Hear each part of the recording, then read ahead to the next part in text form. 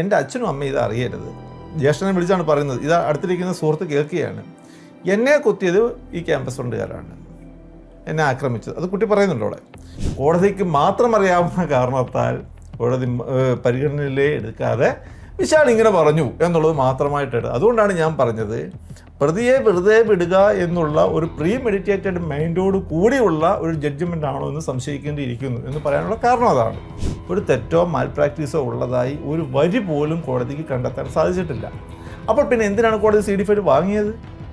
ആ CD-5 വാങ്ങിയിരുന്ന കോടതിക്ക് എന്താണ് ബോധ്യം വന്നത്? പറയേണ്ട ജഡ്ജ്മെൻറ്റിനകത്തത് അത് അക്ഷരനകത്ത് പറഞ്ഞു. വിശാലിനെ ആദ്യം പരിശോധിച്ച ഡോക്ടറും അതേപോലെ തന്നെ ഹോസ്പിറ്റലിൽ പോസ്റ്റ്മോർട്ടം നടത്തിയ ഡോക്ടറും ഈ കത്തി കൊണ്ട് തന്നെയാണ് മുറിവുണ്ടായത് എന്ന് വളരെ വ്യക്തമായ രീതിയിൽ തന്നെ, അല്ലെങ്കിൽ ഇതുപോലെയുള്ളൊരു കത്തി കൊണ്ട് തന്നെയാണ് മുറിവുണ്ടായത് എന്നുള്ളത് വളരെ വ്യക്തമായി തന്നെ പറയുകയും ചെയ്തു. ഒരു തിരിച്ചറിയൽ കാർഡ്, അത് മൂന്നാം പ്രതിയുടെ തിരിച്ചറിയൽ കാർഡാണ്. ഇതെങ്ങനെ അവിടെ എത്തി? കോടതി അതിനെക്കുറിച്ചും ഒരു അക്ഷരം പറയുന്നില്ലല്ലോ. കേരളത്തിൻ്റെ മനസാക്ഷിയെ ഞെട്ടിച്ച നിഷ്ഠൂരമായ ഒരു സംഭവമായിരുന്നു ചെങ്ങന്നൂർ ക്രിസ്ത്യൻ കോളേജിൽ മുന്നിൽ വെച്ച് ABP പ്രവർത്തകനായ വിശാൽ കൊല്ലപ്പെട്ടത്. മതഭീകര സംഘടനയായ പോപ്പുലർ ഫ്രണ്ടിൻ്റെ വിദ്യാർത്ഥി സംഘടനയായ ക്യാമ്പസ് ഫ്രണ്ട് ആയിരുന്നു അതിൻ്റെ പിന്നിലെന്നായിരുന്നു പ്രോസിക്യൂഷൻ കേസ്. പക്ഷേ വിധിയിൽ എല്ലാ പ്രതികളെയും വെറുതെ വിട്ടുകൊണ്ടാണ് കോടതി ഉത്തരവായത്. അപ്പോൾ ഈ വിഷയത്തിൽ ഇങ്ങനെയൊരു വിധി ഉണ്ടാകാനുള്ള സാഹചര്യങ്ങളെക്കുറിച്ച് കേസിലെ സ്പെഷ്യൽ പബ്ലിക് പ്രോസിക്യൂട്ടറായ അഡ്വക്കേറ്റ് പ്രതാപ് ജി പടിക്കലാണ് ഇതിൻ്റെ വിശദ വിവരങ്ങൾ നമ്മളോട് സംസാരിക്കുന്നത്. അദ്ദേഹം ഈ ഒരു കേസുമായി ബന്ധപ്പെട്ട് ഉണ്ടായ സാക്ഷി വിസ്താരത്തെക്കുറിച്ചും എന്തുകൊണ്ട് ഇങ്ങനെ ഒരു വിധി ഉണ്ടായി എന്നുള്ളതിനെക്കുറിച്ചുമാണ് ബ്രേവ് ഇന്ത്യയോട് വിശദമായി സംസാരിക്കുന്നത്.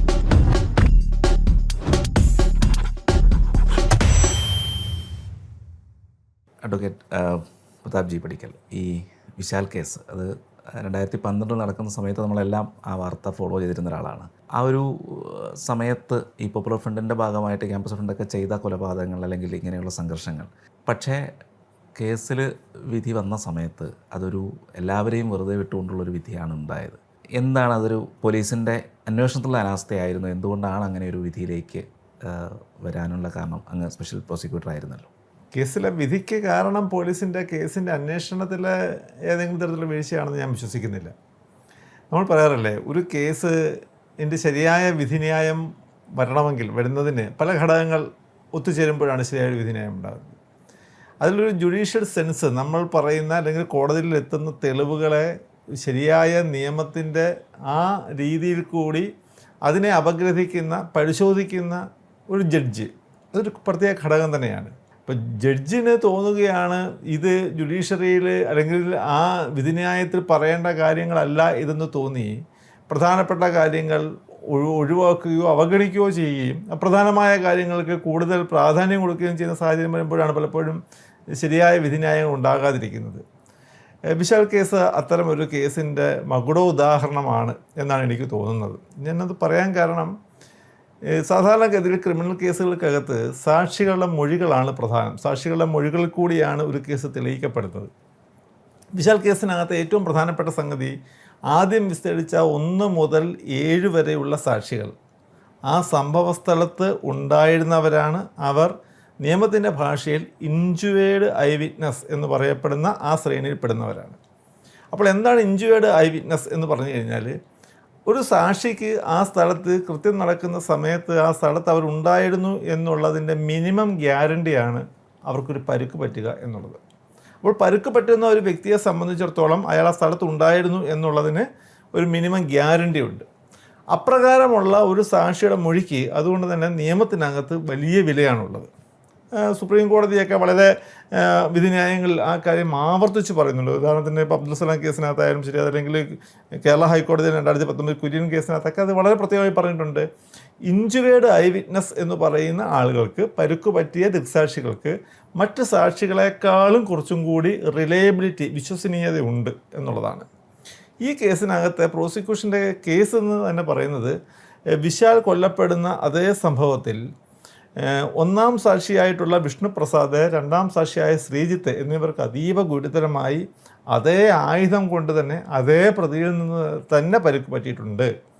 കൂടെ ഉണ്ടായിരുന്ന മറ്റു ഉള്ള സാക്ഷികൾക്ക് കോടതിയിൽ 1 മുതൽ 7 വരെ സാക്ഷികളായി വിസ്തരിച്ചവരിൽ ഈ 1ഉം 2ഉം ഒഴിച്ച് ബാക്കിയുള്ള 3 മുതൽ 7 വരെയുള്ള സാക്ഷികൾക്കും അവിടെ വെച്ച് പരിക്ക് പറ്റിയിട്ടുള്ളവരാണ്. അപ്പോൾ സ്വാഭാവികമായും ചെങ്ങന്നൂർ ക്രിസ്ത്യൻ കോളേജിൻ്റെ മുമ്പിൽ സംഭവം നടന്ന ദിവസം, സംഭവം നടന്ന സമയം ഈ 7 പേരും അവിടെ ഉണ്ടായിരുന്നു എന്നുള്ളതിന് ഈ 7 പേരുടെയും മൊഴികൾ വളരെ പ്രധാനമാണ്. കോടതിയിൽ അവർ ചീഫ് വിസ്താരത്തിൽ സ്വാഭാവികമായും പ്രോസിക്യൂട്ടർ ചോദിക്കുന്ന ചോദ്യങ്ങൾക്ക് കൊടുക്കുന്ന മറുപടികളാണ് ചീഫ് വിസ്താരം എന്ന് പറയപ്പെടുന്നത്. ആ ചീഫ് വിസ്താരത്തിൽ അവിടെ നടന്ന സംഭവങ്ങളെക്കുറിച്ച് അവർ വളരെ കൃത്യമായ രീതിയിൽ തന്നെ കോടതിയിൽ പറഞ്ഞു. ഇനി ഈ പറയുന്ന സാക്ഷികൾ അത് കള്ളമാണോ അല്ലയോ എന്നുള്ളത് ടെസ്റ്റിഫൈ ചെയ്യുന്നത് ക്രോസ് വിസ്താരത്തിൽ കൂടിയാണ്. അവരെ ക്രോസ് വിസ്താരം നടത്തുന്ന സമയത്ത് അവർ പറയുന്നത് കളവാണെങ്കിൽ ആ കളവായ സംഗതികൾ നിയമത്തിന് മുമ്പിൽ, ജഡ്ജിന് മുമ്പിൽ, കോടതിക്ക് മുമ്പിൽ കൊണ്ടുവരുവാൻ ഒരു ക്രോസ് എക്സാമിനർക്ക് സാധിക്കും. ഈ കേസിനകത്ത് ഈ സാക്ഷികളെ വളരെ വിശദമായ ക്രോസ് വിസ്താരം ഡിഫൻസ് വക്കീലന്മാർ നടത്തി. പക്ഷേ ആവർത്തിച്ച് അടിവരയിട്ട് പറയാം, ഒരു വരിയിൽ പോലും ഈ സാക്ഷികളെ അവിശ്വസിക്കേണ്ടുന്ന ഒരു സ്റ്റേറ്റ്മെൻറ്റും ഈ സാക്ഷികളെ ഒന്നും ഭാഗത്തു നിന്നും ഉണ്ടായിരുന്നില്ല. അതിൻ്റെ അർത്ഥം എന്താണ്? സ്ഥലത്തുണ്ടായിരുന്നു ഈ സാക്ഷികൾ എന്നുള്ളതിന് അവർക്കുണ്ടായേക്കുന്ന മുറിവുകൾ, അവർക്കുണ്ടായേക്കുന്ന പരിക്കുകൾ തെളിവാകുന്നു. അവർ പറയുന്ന കാര്യങ്ങൾ ശരിയാണ് എന്ന് വരാൻ വേണ്ടി അവരെ ക്രോസ് വിസ്താരത്തിന്, വളരെ ദൈർഘ്യമേറിയ ക്രോസ് വിസ്താരത്തിന് വിധേയമായിട്ട് പോലും അവരുടെ ചീഫ് വിസ്താരത്തിൻ്റെ സ്റ്റേറ്റ്മെൻറ്റുകൾ കളവാണെന്ന് കാണിക്കാൻ പറ്റുന്ന ഒരു തെളിവും ഡിഫൻസ് വക്കീലന്മാർക്ക് അല്ലെങ്കിൽ പ്രതിഭാഗത്തിന് കോടതിക്ക് മുമ്പാകെ കൊണ്ടുവരാൻ സാധിച്ചിട്ടില്ല. അടുത്ത ചോദ്യം, കോടതിയിൽ വന്നിട്ടുള്ള പ്രതികളെ ഈ സാക്ഷികൾക്ക് തിരിച്ചറിയുവാൻ സാധിച്ചിട്ടുണ്ടോ എന്നുള്ളത് തന്നെയാണ്. വളരെ രസകരമായ സംഗതി, ഈ കേസിൽ കോടതിയിൽ ഹാജരായിട്ടുള്ള 19 പ്രതികൾ ഒരേ വേഷവിധാനത്തോടു കൂടി, ഒരേ നിറമുള്ള മുണ്ട്, ഷർട്ട്, അതേപോലെയുള്ള മാസ്കുകൾ ഇതെല്ലാം ധരിച്ചുകൊണ്ട് കോടതിയിൽ എത്തിയിട്ടും ഈ കോടതിയിൽ തിരിച്ചറിയപ്പെടേണ്ട പ്രതികളെ എല്ലാവരെയും തന്നെ ഈ സാക്ഷികളെല്ലാം കൃത്യമായി തിരിച്ചറിയുകയും ചെയ്തു. ഇപ്പോൾ ഈ വിധിന്യായം പുറപ്പെടുവിച്ച ജഡ്ജി ആയിരുന്നില്ല ആ സമയത്ത് ചീഫ് വിസ്താരത്തിന് പ്രിസൈഡിംഗ് ഓഫീസറായിട്ട് ഉണ്ടായിരുന്നത്. ആ സമയത്ത് ജഡ്ജ് അതിൽ എഴുതി വെക്കുകയും ചെയ്തിരുന്നു. ഒരേ വേഷത്തിലാണ് ഈ പ്രതികളെല്ലാം അവിടെ എത്തിയിട്ടുണ്ടെന്നുള്ളത് എഴുതി വെക്കുകയും ചെയ്തിട്ടുണ്ടായിരുന്നു. കോടതി ശ്രദ്ധിക്കുകയും ചെയ്തിരുന്നു. അപ്പോൾ അങ്ങനെ ആ ഐഡൻറ്റിഫിക്കേഷൻ കൃത്യമായി നടന്ന സംഭവങ്ങളെക്കുറിച്ചുള്ള കൃത്യമായ വിവരണം അവർ കോടതിയിൽ ഈ സാക്ഷികൾ നൽകുകയും ചെയ്തു. അപ്പോൾ സ്വാഭാവികമായും കേസ് അവിടെ തെളിയിക്കപ്പെടുകയാണ്. ബാക്കിയുള്ളതെല്ലാം പുറകിനാണ് വരുന്നത്. ഇനി അടുത്തൊരു ചോദ്യം വരാൻ പോകുന്നത്, ഒരു കേസിൻ്റെ തുടക്കം എങ്ങനെയാണ്? ഒരു കേസിൻ്റെ തുടക്കം നമുക്ക് എല്ലാവർക്കും അറിയാം. പ്രഥമ വിവര മൊഴി എന്ന് പറയുന്ന ഫസ്റ്റ് ഇൻഫർമേഷൻ സ്റ്റേറ്റ്മെൻറ്റ് പോലീസിന് ഒരു സാക്ഷി, സംഭവം കണ്ട ഒരാൾ കൊടുക്കുമ്പോഴാണ് തുടങ്ങുന്നത്. പ്രോസിക്യൂഷൻ്റെ കേസ് അനുസരിച്ച് 10:45 വിശാലിന് കുത്തിയെടുക്കുന്ന സംഭവം ഉണ്ടാകുന്നത്. ഈ വിശാലിന് കുത്തിയെടുക്കുന്ന സംഭവത്തിനോടൊപ്പം തന്നെ കൂടെയുള്ള മറ്റ് സഹപാഠികൾക്കും അല്ലെങ്കിൽ സഹപ്രവർത്തകർക്കും കുത്തിയെടുക്കുന്നു. അവരെ ഉടൻ തന്നെ തൊട്ടടുത്തുള്ള ഒരു ഹോസ്പിറ്റലിലേക്ക് കൊണ്ടുപോകും. ചെറിയൻ മെമ്മോറിയൽ ഹോസ്പിറ്റൽ എന്ന് പറഞ്ഞാൽ തൊട്ടടുത്തൊരു ഹോസ്പിറ്റലിലേക്ക് കൊണ്ടുപോകുന്നു. വിശാലിനെ ചെങ്ങന്നൂർ താലൂക്ക് ഹോസ്പിറ്റലിലേക്കും കൊണ്ടുപോകുന്നു. അപ്പോൾ ചെറിയൻ മെമ്മോറിയൽ ഹോസ്പിറ്റലിലേക്ക് എത്തുന്ന ആദ്യത്തെ 2 സാക്ഷികൾ അല്ലെങ്കിൽ 2 കുട്ടികൾ, വിഷ്ണുപ്രസാദ്, ശ്രീജിത്ത് എന്ന് പറയുന്ന 2 കുട്ടികൾ, ഇവരുടെ ശാരീരികമായ അവസ്ഥ വളരെ മോശമാണ്. അവരെ അവിടെ അഡ്മിറ്റ് ചെയ്യുന്നു. ഇതറിഞ്ഞുകൊണ്ട് പോലീസ് ഉടൻ തന്നെ എത്തുകയാണ് ആ ഹോസ്പിറ്റലിൽ. 10:45 സംഭവം നടന്നു. 11:45 ആകുമ്പോഴേക്കും പോലീസ് ഈ പറയുന്ന ഹോസ്പിറ്റലിൽ എത്തുന്നു.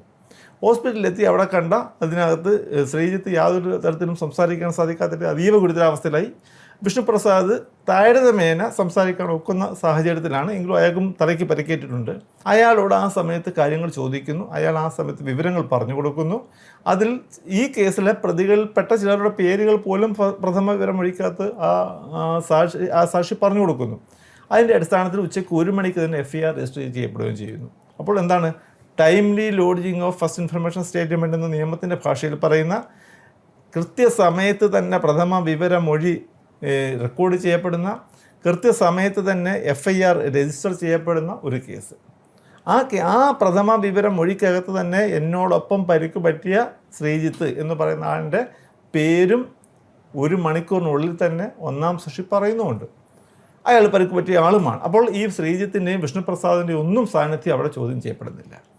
അങ്ങനത്തെ ഒരു കേസിനകത്ത് ഇത്രയ്ക്ക് വിശദമായ ഒരു അന്വേഷണത്തിൻ്റെ ഭാഗമായ അന്വേഷണം നടത്തി കുറ്റപത്രം കൊടുത്തൊരു കേസിനകത്ത് കോടതിയിൽ വന്ന് കൃത്യമായ രീതിയിൽ മൊഴി കൊടുത്തൊരു കേസിൽ ആ പ്രതികളെ മുഴുവൻ വെറുതെ വിടുന്ന ഒരു ജഡ്ജ്മെൻറ്റ് ഒരു കാരണവശാലും നിയമപരമായി നിലനിൽക്കുന്നതല്ല. ജഡ്ജിൽ എന്താണ് അങ്ങനെ ഒരു ഇൻഫറൻസിലേക്ക് എത്താൻ സാധിച്ചത് എന്നുള്ളത് ആ ജഡ്ജ്മെൻറ്റ് പരിശോധിച്ച ഒരുപാട് നിയമവിദഗ്ധർ വളരെയേറെ നിയമവിദഗ്ധർ അതിൽ അത്ഭുതം പ്രകടിപ്പിച്ചിട്ടുണ്ട്. ഇതെന്താണ് ഈ കാണിച്ചു വെച്ചിരിക്കുന്നത് എന്നുള്ളതിനെക്കുറിച്ച്. പിന്നെ ജഡ്ജിന് അവർക്ക് അവരുടേതായ കാരണങ്ങളുണ്ടാകാം. അതിനെ നമ്മൾ ഉയർന്ന കോടതി തീർച്ചയായും ചലഞ്ച് ചെയ്യപ്പെടും. അപ്പീലുകൾ എന്തായാലും വിക്ടിം അപ്പീലുകൾ എന്തായാലും ഫയൽ ചെയ്യപ്പെടുന്നുണ്ട്. സ്റ്റേറ്റ് അപ്പീലിനും പ്രോസിക്യൂഷൻ ഈ കേസിനകത്ത് ചെയ്യണം എന്നുള്ള ആവശ്യം ഉന്നയിച്ചിട്ടുണ്ട്. ഈ കൃത്യം നടത്താൻ ഉപയോഗിച്ച ആയുധവുമായി ബന്ധപ്പെട്ട് ജഡ്ജി പരാമർശമല്ല വിധിന്യായത്തിലുണ്ട്. അതായത് ഡബിൾ എഡ്ജ്ഡ് ആണ് ഉപയോഗിച്ചത്, പക്ഷേ ഈ M1 അല്ലേ M1 പക്ഷേ അതിന് ആയിരുന്നില്ല എന്നുള്ള രീതിയിലൊക്കെ ഒരു ഇത് ജഡ്ജ്മെൻറ്റിലുണ്ട്. അതിനെ എങ്ങനെയാണ് കാണുന്നത്? ഈ കേസിനകത്ത് ആദ്യത്തെ 30 ദിവസത്തോളം ഈ കേസിന് അന്വേഷണം നടത്തിയത് ലോക്കൽ പോലീസാണ്. ജോസ് എന്ന് പറയുന്ന ആ സമയത്ത് ഇൻസ്പെക്ടറാണ് ആ കേസിൻ്റെ അന്വേഷണം ആദ്യമേ നടത്തിയത്. അദ്ദേഹം നല്ല രീതിയിൽ തന്നെ ആ കേസിൻ്റെ അന്വേഷണം നടത്തി. ഈ സാക്ഷികളുടെ എല്ലാം നിയമത്തിൻ്റെ ഭാഷയിൽ 161 സ്റ്റേറ്റ്മെൻറ്റ് എന്ന് പറയുന്ന മൊഴികൾ ഈ അന്വേഷണ ഉദ്യോഗസ്ഥൻ രേഖപ്പെടുത്തി. അപ്പോൾ അങ്ങനെ അന്വേഷണ ഉദ്യോഗസ്ഥൻ ആ മൊഴികളൊക്കെ രേഖപ്പെടുത്തുന്ന സമയത്ത് ഏത് തരത്തിലുള്ളൊരു ആയുധമാണ് ഉപയോഗിച്ചത് എന്നുള്ളതിനെക്കുറിച്ചുള്ള സ്വാഭാവികമായും ചോദ്യം അന്വേഷണ ഉദ്യോഗസ്ഥൻ ചോദിച്ചു കാണും. അതിന് ഈ സാക്ഷികളൊക്കെ മറുപടി പറഞ്ഞിട്ടുണ്ട്. മൂർച്ചയേറിയ കൂർത്ത ആയുധമാണ്, കത്തിയാണ് ഉപയോഗിച്ചത് എന്ന് പറഞ്ഞിട്ടുണ്ട്. അത് സിംഗിൾ എഡ്ജഡ് ആണോ ഡബിൾ എഡ്ജഡ് ആണോ എന്നുള്ളത് ആ സമയത്ത് പറയുന്നില്ല. അത് പറയേണ്ട ആവശ്യവും നിയമത്തിൻ്റെ രീതിയിലില്ല. പകരം മൂർച്ചയേറിയ കൂർത്ത ആയുധം തന്നെയാണ് ഉപയോഗിച്ചത് എന്നാണ് പറഞ്ഞിട്ടുള്ളത്. അപ്പോൾ അതിനുശേഷം കേസിൻ്റെ അന്വേഷണം ക്രൈംബ്രാഞ്ച് ഏറ്റെടുത്തു. ഈ ക്രൈംബ്രാഞ്ച് ഏറ്റെടുത്തിട്ട് ക്രൈംബ്രാഞ്ചിൻ്റെ അന്വേഷണത്തിൻ്റെ ഫാഗിൻഡിൽ അവസാന ആയ സമയത്തേക്ക് ഒരു സ്റ്റേറ്റ്മെൻറ്റുകൾ ഈ സാക്ഷികളുടേതായിട്ടുള്ള റെക്കോർഡ് ചെയ്യപ്പെട്ടു. ആ സ്റ്റേറ്റ്മെൻറ്റിൽ ഇരുവശം മൂർച്ചയുള്ള കത്തി എന്ന് ഒരു സ്റ്റേറ്റ്മെൻറ്റ് രേഖപ്പെടുത്തിയതായി റെക്കോർഡുകൾ കൊണ്ട് കാണപ്പെടുന്നുണ്ട്. പക്ഷെ കോടതി വന്ന സമയത്ത് ഈ സാക്ഷികളൊക്കെ പറഞ്ഞു, ഞങ്ങൾ കണ്ട കത്തി ഒരു വശം മൂർച്ചയുള്ളതാണ്. ആ ഒരു വശം മൂർച്ചയുള്ള കത്തി കൊണ്ടാണ് ഈ ആക്രമണത്തിന് ഉപയോഗിച്ചത്. കോടതിയിൽ പ്രതി അറസ്റ്റ് ചെയ്ത സമയത്ത് മൂന്നാം പ്രതി നൽകിയ കൺഫെഷൻ സ്റ്റേറ്റ്മെൻറ്റ് അടിസ്ഥാനത്തിൽ കുറ്റസമ്മത മൊഴി അടിസ്ഥാനത്തിൽ റിക്കവർ ചെയ്ത കണ്ടെടുത്ത ഒരായുധം പോലീസ് ഹാജരാക്കിയിട്ടുണ്ട്. അത് കത്തിയാണ്. ആ കത്തി തന്നെ ഈ ആക്രമണത്തിന് ഉപയോഗിച്ചാൽ ഈ മുറിവുണ്ടാകുന്നതാണ് എന്ന് പോലീസ് സർജൻ കോടതിയിൽ മൊഴി നൽകിയിട്ടുമുണ്ട്. ആ കത്തി തന്നെയാണ് ഈ ആക്രമണത്തിന് ഉപയോഗിച്ചതെന്ന് ഈ സാക്ഷികളെല്ലാം കോടതിക്ക് മുമ്പാകെ തിരിച്ചറിയുകയും ചെയ്തിട്ടുണ്ട്. അപ്പോൾ സ്വാഭാവികമായ ഒരു ചോദ്യം വരും, നിങ്ങൾ മുമ്പ് പറഞ്ഞല്ലോ ഇരുവശം മൂർച്ചയുള്ള കത്തിയാണെന്ന്. ഇപ്പോൾ കോടതിയിൽ വന്നിട്ടുള്ളത് ഒരു വശം മൂർച്ചയുള്ള കത്തിയാണല്ലോ, ഇത് രണ്ടും രണ്ടല്ലേ എന്നുള്ള ചോദ്യം വരും. ഈ സാക്ഷികൾ എല്ലാവരും കോടതി പറഞ്ഞു, ഞങ്ങൾ ഇരുവശം മൂർച്ചയുള്ള കത്തി എന്ന് പറഞ്ഞിട്ടില്ല, ഒരു വശം മൂർച്ചയുള്ള കത്തി എന്നാണ് പറഞ്ഞത്. അതൊരു പക്ഷേ കേട്ട് എഴുതിയപ്പോൾ വന്ന ഒരു പിശക് കൊണ്ട് ഒരു എന്നുള്ളത് ഇരു എന്ന് കേട്ട് പോയതാകാം. ഞങ്ങൾ കണ്ടത് ഒരു വശം മൂർച്ചയുള്ള കത്തിയാണ്, ആ കത്തി തന്നെയാണ് കോടതിയിൽ ഹാജരാക്കിയിട്ടുള്ളതെന്ന് പറഞ്ഞു. ഇനി ഇതിനെക്കുറിച്ച് മറുപടി പറയേണ്ടത് ആരാണ്? ക്രൈംബ്രാഞ്ചിൻ്റെ അന്വേഷണം നടത്തി ഈ സാക്ഷികളുടെ മൊഴി രേഖപ്പെടുത്തിയ ഉദ്യോഗസ്ഥനാണ്. ആ ഉദ്യോഗസ്ഥൻ പറയുകയാണ്, അങ്ങനെയല്ല, ഈ സാക്ഷികളെല്ലാവരും എന്നോട് പറഞ്ഞത് ഇരുവശം മൂർച്ചയുള്ള കത്തിയാണ് എന്ന് പറയുകയാണെങ്കിൽ സാക്ഷികൾ കള്ളം പറയുന്നതാണ് എന്ന് നമുക്ക് തെളിവാകും. അങ്ങനെ ആ ക്രൈംബ്രാഞ്ചിലെ ഉദ്യോഗസ്ഥനെ കോടതി മുമ്പാകെ വിസ്തരിച്ചു. അദ്ദേഹം ആ സമയത്ത് DYSP ആയിരുന്നു, ക്രൈംബ്രാഞ്ച് DYSP ആയിരുന്നു അദ്ദേഹം. അദ്ദേഹത്തിനെ പ്രോസിക്യൂഷൻ സാക്ഷിയായിട്ട് തന്നെ, അന്വേഷണ ഉദ്യോഗസ്ഥനായതുകൊണ്ട് പ്രോസിക്യൂഷൻ സാക്ഷിയായിട്ട് തന്നെ കോടതിയിൽ വിസ്തരിച്ചു. അദ്ദേഹത്തോട് സ്വാഭാവികമായും ഈ ചോദ്യം ഉയർന്നു വന്നു. ഇന്ന സാക്ഷികൾ, ഈ പറഞ്ഞിരിക്കുന്ന കോടതി വിസ്തരിച്ചിട്ടുള്ള ഈ സാക്ഷികളെല്ലാം നിങ്ങൾ കേസിൻ്റെ അന്വേഷണ വേളയിൽ കണ്ട് ചോദിച്ച സമയത്ത് ഇരുവശം മൂർച്ചയുള്ള കത്തി എന്നാണല്ലോ പറഞ്ഞു തന്നിട്ടുള്ളത് എന്ന് ചോദിച്ചു. അപ്പോൾ അദ്ദേഹം പറഞ്ഞു, അല്ല, ഒരു വശം മൂർച്ചയുള്ള കത്തി എന്ന് തന്നെയാണ് പറഞ്ഞത്. ഇനി എന്നോട് സാക്ഷികൾ പറഞ്ഞത് ഞാൻ എൻ്റെ അസിസ്റ്റൻറ്റിനെ കൊണ്ട് എഴുതിപ്പിക്കുകയായിരുന്നു. ആ സമയത്ത് അദ്ദേഹത്തിന് വന്നൊരു പിശകുകൊണ്ട് O എന്നുള്ളതിന് പകരം E എന്ന് എഴുതിയത് മാത്രമാണ്. അതല്ലാതെ അവരൊരിക്കലും ഇരുവശം മൂർച്ചയുള്ള കത്തി എന്ന് പറഞ്ഞിട്ടില്ല, ഒരു വശം മൂർച്ചയുള്ള കത്തി കൊണ്ട് തന്നെയാണ് എന്നാണ് പറഞ്ഞിട്ടുള്ളത്. ഇതാണ് ഈ കേസിനകത്ത് വന്നിട്ടുള്ള ഒരു സംഗതി.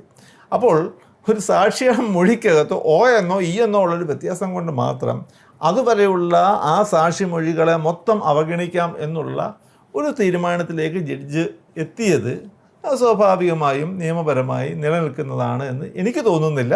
നിയമത്തെക്കുറിച്ച് അറിയാവുന്നവരും അതേ അഭിപ്രായം തന്നെയാണ് പ്രകടിപ്പിച്ചിട്ടുള്ളത്. ജഡ്ജിൻ്റെതായ കാരണങ്ങളുണ്ടാകാം. അത് അദ്ദേഹത്തിന് അല്ലെങ്കിൽ ആ ജഡ്ജിമെൻ്റ് എഴുതിയ ആൾക്ക് തെറ്റാകും എന്ന്, അല്ലെങ്കിൽ ആ ജഡ്ജിക്ക് തെറ്റുണ്ടാകും, ഒരിക്കലും തെറ്റുണ്ടാകില്ല എന്നൊന്നും ഒരിക്കലും നമ്മുടെ നാട്ടിലെ നിയമം വിശ്വസിക്കുന്നില്ല. അതുകൊണ്ടാണ് അപ്പീൽ കോടതികളുള്ളത്. സ്വാഭാവികമായും ഈ വിഷയം അപ്പീൽ കോടതികൾ വലിയ ശക്തമായി ഉയർക്കും. അങ്ങനത്തെ ഒരു വിഷയം ഈ കേസിന് ദോഷകരമായി ബാധിക്കത്തില്ല എന്നുള്ള അടിയുറച്ച വിശ്വാസം ഇപ്പോഴും നമുക്കുണ്ട്. പിന്നെ അതിൽ വന്നിരിക്കുന്ന ഒരു പരാമർശമല്ല, ജഡ്ജ്മെൻറ്റിൽ വന്നിരിക്കുന്നത് ഈ വിശാൽ ആദ്യം വീണു എന്നാണ് പറഞ്ഞത് ആദ്യത്തെ ഡോക്ടറുടെ അടുത്ത്. പിന്നെ ആണ് ഇതിങ്ങനെ വന്നത് എന്നുള്ള രീതിയിലാണ് പിന്നൊരു ഇതുണ്ടായിരിക്കുന്നത്. അതുപോലെ തന്നെ ആ മുറിവ് ഡോക്ടർ അതിന് ചികിത്സ ചെയ്യണമല്ലോ, ആ സമയത്ത് മുറിവ് കുറച്ച് വലുതാവും. അപ്പോൾ ഈ ഒരു സാഹചര്യം വന്നു എന്നുള്ളൊരു ജഡ്ജ്മെൻറ്റിലുണ്ട്. അപ്പോൾ അതും പ്രധാനമായിട്ട് ജഡ്ജി എടുത്ത് പറയുന്നുണ്ട്. അപ്പോൾ അതിനെ എങ്ങനെയാണ് കാണുന്നത്? പലപ്പോഴും നമ്മൾ പറയില്ലേ, ഈ കട്ടിൽ എന്നെ ഒപ്പിച്ച് കാല് മുറിക്കുക എന്ന് പറയുന്ന ഒരു പഴമൊഴിയില്ലേ, അതേപോലെ പ്രതിയെ വെറുതെ വിടുക എന്നുള്ളതാണ് എൻ്റെ തീരുമാനം എന്നുള്ള ഒരു തീരുമാനത്തിലേക്ക് ആദ്യമേ തന്നെ എത്തിക്കഴിഞ്ഞാൽ അതിനനുസൃതമായിട്ട് ഏതിനേയും വ്യാഖ്യാനിക്കപ്പെടുക എന്നുള്ളൊരു രീതിയാണ് അതെന്ന് കോടതിയോടുള്ള എല്ലാ ബഹുമാനം നിലനിർത്തിക്കൊണ്ട് തന്നെ ഞാൻ സംശയിക്കുന്നുണ്ട്. ഞാനത് പറയാൻ കാരണം, ഈ പരിക്കേൽക്കുന്ന സമയത്ത് വിശാലിൻ്റെ പ്രായം 18 വയസ്സാണ്. ആ കുട്ടി, അയാളൊരു കുട്ടിയെന്ന് തന്നെ പറയാം. ആ സമയത്ത് സ്വാഭാവികമായും അച്ഛനും അമ്മയും വിദേശത്താണ്, വളർത്തമ്മ നാട്ടിലുണ്ട്. അവരോട് രാവിലെ ഒരു സ്ഥലത്ത് കോളേജിൽ പോകുന്നു എന്ന് പറഞ്ഞ് ഇറങ്ങി വന്നതാണ്. കോളേജിൽ ഒരു അക്രമ സംഭവം ഉണ്ടാകുന്നു. ഏത് കുട്ടിയെ പോലെ വൈകിട്ട് വീട്ടിലറിഞ്ഞു കഴിഞ്ഞാൽ വീട്ടിൽ വഴക്ക് ലഭിക്കും എന്നുള്ള ഒരു ആശങ്ക ആ പാവം പിടിച്ച പയ്യനും ആ സമയത്തുണ്ടായിരുന്നു. അപ്പോൾ അതുകൊണ്ട് തന്നെ ഈ കുത്ത് കിട്ടിക്കഴിഞ്ഞപ്പോൾ വിശാലിന് ഒരു കുത്താണ് കിട്ടിയിട്ടുള്ളത്. ഒരു കുത്ത് കിട്ടിക്കഴിഞ്ഞ് ആദ്യമേ ഹോസ്പിറ്റലിൽ ചെല്ലുന്ന സമയത്ത് വിശാലിനെ സംബന്ധിച്ചിടത്തോളം ഇത് എൻ്റെ മരണകാരണമായ കുത്താണെന്നുള്ള ധാരണയൊന്നും വിശാലിന് ആ സമയത്തില്ല. ഡോക്ടർ ചോദിച്ചു എന്താണ് സംഭവിച്ചെന്നുള്ളത്. അപ്പോഴത്തെ ഒരു പരിഭ്രാന്തി നിറഞ്ഞ അന്തരീക്ഷത്തിൽ ആ കുട്ടി പറഞ്ഞു, എനിക്ക് മറിഞ്ഞു വീണുണ്ടായ പരിക്കാണ്. പക്ഷേ അത് പരിശോധിച്ച ഡോക്ടർക്ക് മനസ്സിലായി ഇതൊരിക്കലും മറിഞ്ഞു ഉണ്ടാകുന്ന ഒരു പരിക്കല്ലെന്ന്. അപ്പോൾ അദ്ദേഹം എന്ത് ചെയ്തു? അദ്ദേഹം വളരെ കൃത്യമായിട്ട് തന്നെ ആ വൂണ്ട് സർട്ടിഫിക്കറ്റിനകത്ത്, അപ്പോൾ നമ്മൾ പരിക്ക് പറ്റി ഒരാൾ ഹോസ്പിറ്റലിൽ ചെല്ലുന്ന സമയത്ത് അവിടെ വെച്ച് ഡോക്ടർ തയ്യാറാക്കുന്ന രേഖയാണ് വൂണ്ട് സർട്ടിഫിക്കറ്റ്. ആ വൂണ്ട് സർട്ടിഫിക്കറ്റിനകത്ത് പരിക്ക് പറ്റി ചെല്ലുന്ന ആൾ എന്താണോ പറയുന്നത് അത് വെർബാറ്റിം റിപ്പറ്റേഷൻ അതുപോലെ തന്നെ എഴുതി വെക്കും ഡോക്ടർമാർ. അത് പിന്നീട് കോടതി രേഖയായിട്ട് തെളിവിലായിട്ട് വരികയും ചെയ്യും.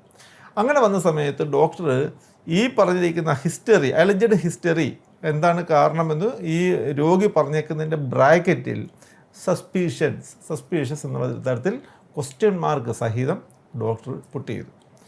അതിനുശേഷം അതാണ് കോടതി ചില കാര്യങ്ങൾക്കകത്ത് കോടതി മനഃപൂർവ്വമായി അന്ധത നടിച്ചിട്ടുണ്ടെന്ന് സംശയിക്കേണ്ടിയിരിക്കുന്നു. കാരണം ഇത് കഴിഞ്ഞതിന് ശേഷം ഈ ഡോക്ടറെ കോടതി വിസ്തരിച്ചപ്പോൾ തന്നെ ഡോക്ടർ പറഞ്ഞു ഇത് ഒരിക്കലും മറിഞ്ഞു വീണുണ്ടാകുന്ന പരിക്കല്ല, ഇത് ഒരു ഇൻസൈസർ വൂണ്ട് തന്നെയാണ്, ഇതൊരു പെനിട്രേറ്റിംഗ് വെപ്പൺ, ഒരു വെപ്പൺ ഉപയോഗിച്ചുണ്ടാകുന്ന ഒരു പെനിട്രേറ്റിംഗ് വൂണ്ട് തന്നെയാണിത് എന്ന് ഡോക്ടർ ഒരു സംശയത്തിന് അതീതമായി കോടതിയിൽ പറഞ്ഞു.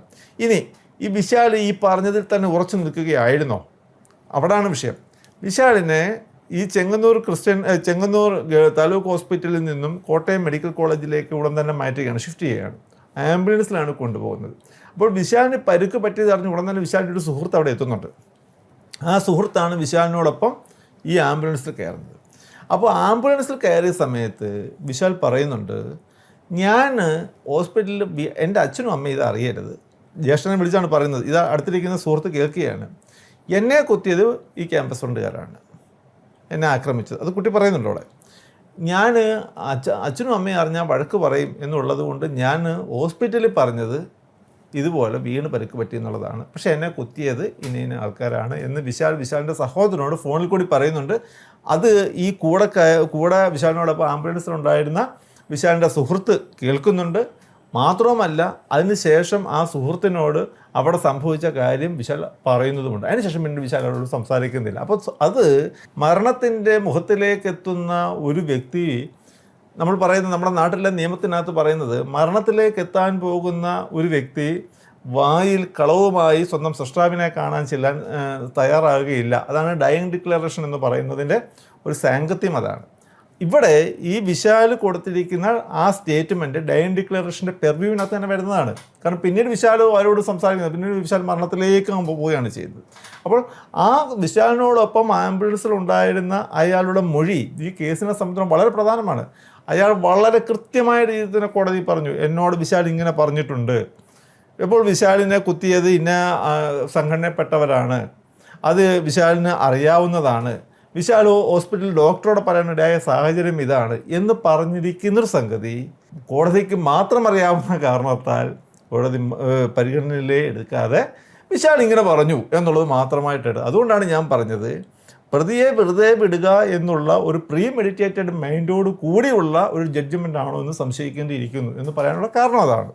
ഈ പോസ്റ്റ്മോർട്ടം റിപ്പോർട്ടിലുള്ള വിശാലിൻ്റെ മുറിവിനെ പറ്റിയും പറയുന്നുണ്ട്. അപ്പോൾ അത് ഈ ഒരു ഇതുമായിട്ട് ചേരുന്നില്ല എന്നുള്ളതാണ് ഒരു തീരുമാനത്തിന് കാരണമായിട്ട് പറയുന്നത്.